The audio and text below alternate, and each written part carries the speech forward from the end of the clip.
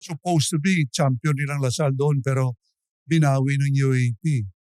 Anong nangyari nung time na yan, Coach? Binigay sa FEU. Yun yung controversial na yung si Tony Boy Espinosa na naglaro for 5 or 7 seconds. Pero since nag-balls and play, he had 5 fouls eh. Nag-balls and play, nandoon siya sa loob, nakapaglaro siya.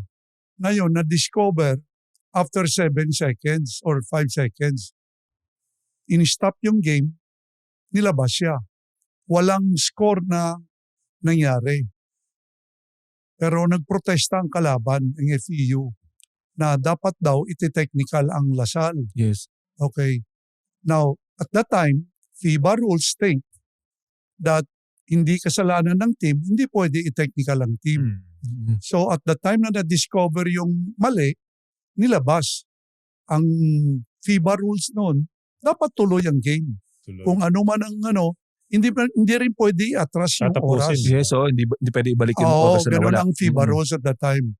So, to cut the story short, natapos ang game, okay, champion kami. Now, pinrotesta nila.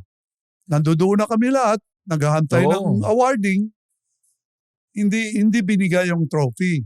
Kasi yun na nga, nagprotesta. So sinabi na pag-usapan pa sa board. So, pag-usapan sa board, rematch, replay, bale. Yes. So, nag-decide na rin ang Lasal, ang community, mga officials, pati mga players, na hindi na babalik, hindi na ilalaro. Champion na eh. So, nanalo ang wala kasi doon ang Lasal eh. So, na rin ng UAP, nagsabi na rin ng UAP na pag hindi kami nagpakita, ibibigay sa FEU. That's why naibigay sa FEU. Pero to clarify the thing, nagkaroon ng body fact findings para nagkaroon ng investigasyon. Yes. Kinuha ng opinion ng FIBA. Panalo Lasal. Pero hindi in-honor ng UAP. Oo. Ang gusto nila rematch and then ayaw na ng Lasal. Ganun din naman eh. Kung Kaya sila rin yun, di rin magpaparematch. Dapat yun eh. Tatlo yun eh. Grand Slam dapat yun eh. So controversial yun, wala yun. Tapos PBL na, Coach. Diretso pag-coach mo sa PBL. Wala pa. After noon, nung sa Lasal, okay, nag-head coach ako yung 1992. Akong nag-head coach sa Lasal. Pero hindi na kami nag-finals. And then, after that, I left Lasal.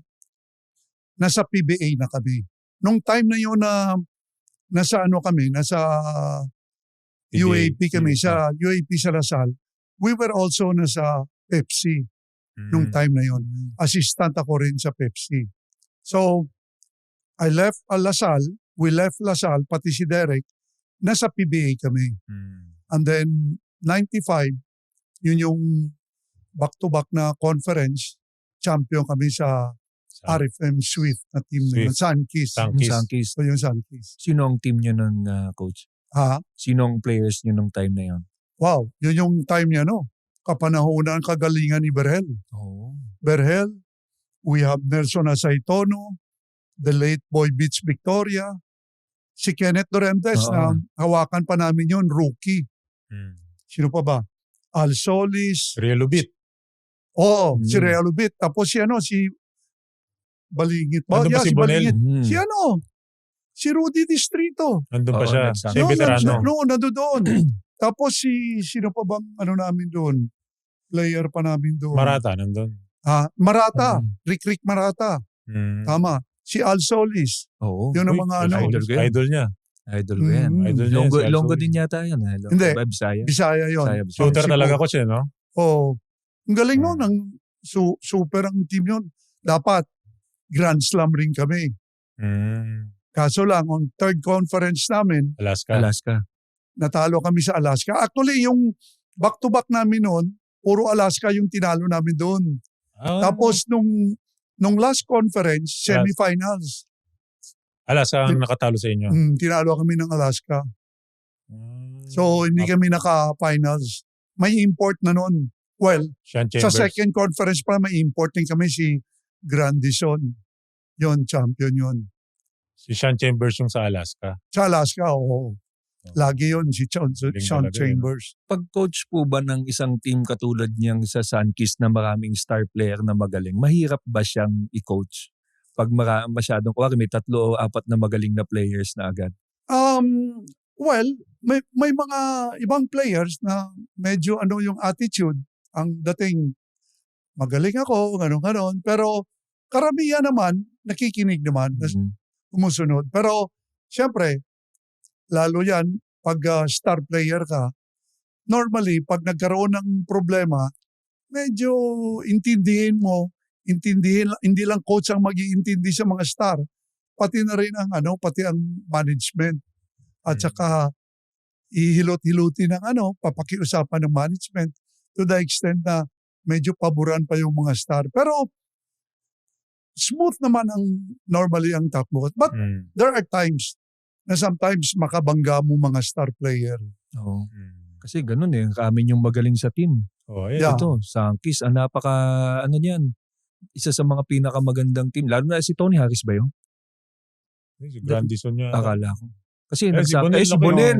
Yan, si Bonelo. Laki ni Bonel. Ayan ba si Siya- Bonel, komedyante na talaga yan? Correct. Oo. Komedyante niyan. Talagang patawa yan sa team lagi. Thank you for watching Balyahan with GB and RDO, powered by Sports Plus, the official gaming partner of the Philippine Olympic Committee. Kung nagustuhan mo ang napanood mo, here's some more videos. Huwag mo rin kalimutang mag-like, comment at subscribe para lagi kang first dibs sa bagong videos ng Balyahan.